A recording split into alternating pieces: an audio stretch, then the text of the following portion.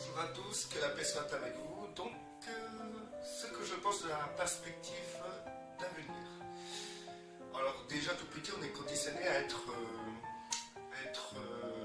quelqu'un ou faire quelque chose pour plus tard dans cette société. Donc, nous devons pour cela faire des études, développer notre conscience intellectuelle. Plus on est intelligent, plus notre perspective d'avenir devient grand, devient magnifique. Et moins on est intelligent, moins on est débrouillard selon ce que l'éducation nationale nous impose, on aura les métiers qui sont payés au SMIC, les métiers manuels que pas grand monde veulent. Donc voilà comment, depuis tout petit, on est formaté à se projeter dans l'avenir.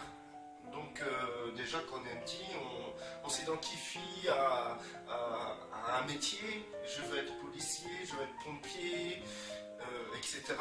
Donc cela se développe à l'école.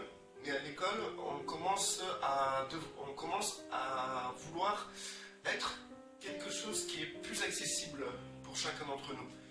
Alors, l'école aussi sert de rôle de médiateur dans lequel nous pouvons nous spécialiser.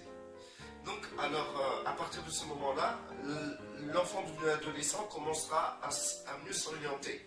Donc, il fera des études par rapport à ses capacités, par rapport à ce qu'il souhaite être, ou parce qu'il n'a pas eu le choix. Alors, à partir de là, on est déjà formaté aussi du fait qu'on se représente d'une certaine manière et on s'identifie d'une certaine manière qui est celle que la société peut nous offrir.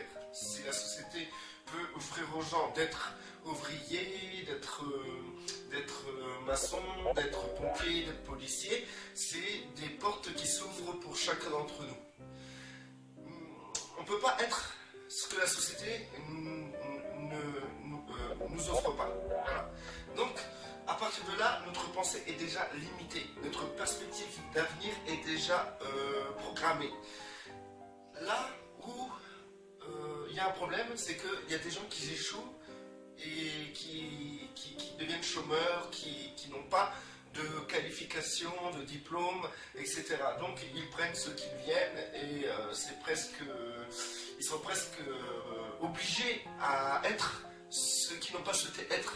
Donc ces personnes-là, question perspective d'avenir, c'est pas très développé.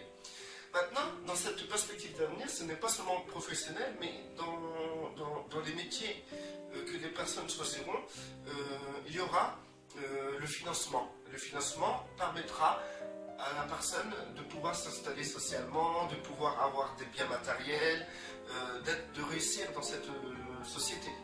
Voilà ce qui regroupe aussi cette perspective d'avenir, c'est aussi réussir matériellement, avoir des biens, des belles voitures, etc.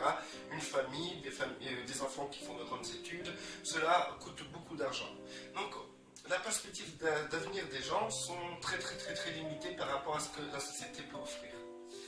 Maintenant, ce qui est dommage, c'est que les chrétiens, eux aussi, se projettent comme les gens du monde. C'est-à-dire que leur perspective d'avenir se limite aussi à ce que la société leur offre. Malheureusement, c'est une erreur. Parce que quand on comprend l'œuvre de Yeshua, c'est beaucoup plus développé que ce que la société nous offre. On peut comprendre que la seule perspective d'avenir d'un disciple de Yeshua, c'est d'être affranchi de cette société, être affranchi de tout ce que le monde peut nous offrir et d'acquérir l'héritage royal qui a été donné à Yeshua. Cet héritage royal, c'est pouvoir être construit en Yeshua, que Elohim puisse nous utiliser pour son plan. Son plan est une perspective différente que celle de cette société. Cette société, elle est formée en sorte de former des personnes à travailler, à vouloir se développer matériellement. Mais ce qui concerne le royaume d'Elohim, il y a une autre perspective, c'est se développer, mais dans le spirituel. Donc on va dire, oui, mais on vit dans un monde physique, donc il faut se développer matériellement. Il faut se développer physiquement. Donc, c'est vrai que cette pensée-là, c'est ce qui nous empêche de se développer, c'est ce qui nous empêche d'avancer en tant que disciples. En vérité, ce qui nous est imposé est totalement illusoire, parce que tout disparaîtra. La personne qui aura réussi à obtenir des diplômes, finalement, à sa mort, ces diplômes ne lui serviront à rien. Tous ces biens matériels ne lui serviront à rien aussi lors de sa mort. Donc, à partir de là, tout ce que la personne pourra acquérir dans cette société ne lui servira absolument à rien. Ce qui compte n'est pas la matière physique, ni ce que la personne peut se développer dans le physique, mais ce qui compte, c'est ce que la personne pourra développer pour le spirituel, c'est-à-dire pour la vie éternelle. Donc, cela demande une certaine fidélité à Yeshua, et cette fidélité nous éloigne de plus en plus à cette perspective d'avenir qui est une réussite matérielle, une réussite professionnelle et une réussite sociale. Voilà, donc ce que je trouve dommage, c'est que les chrétiens sont tombés dans ce piège, parce que on voit très bien, les enfants de chrétiens se développent dans leur étude, ils veulent des diplômes, ils veulent un métier qui les identifie, ils veulent avoir de l'argent pour pouvoir aussi réussir matériellement. Donc à partir de là, ces personnes-là ont déjà quitté la dimension céleste. Ils se sont éloignés de la perspective d'avenir qui est celle de Dieu. Donc ce que Dieu veut pour chacun d'entre nous, c'est qu'on puisse se développer, que Christ puisse se développer en nous pour que nous puissions marcher sur terre comme un disciple. Donc, il faut savoir que le plan de Dieu est totalement différent que le plan de Satan. Et ce qui amènera un disciple à se réaliser, c'est simplement que Elohim peut utiliser cette personne pour son plan, pour son œuvre, pour l'accomplissement de ce qu'il désire faire sur terre et avec les hommes.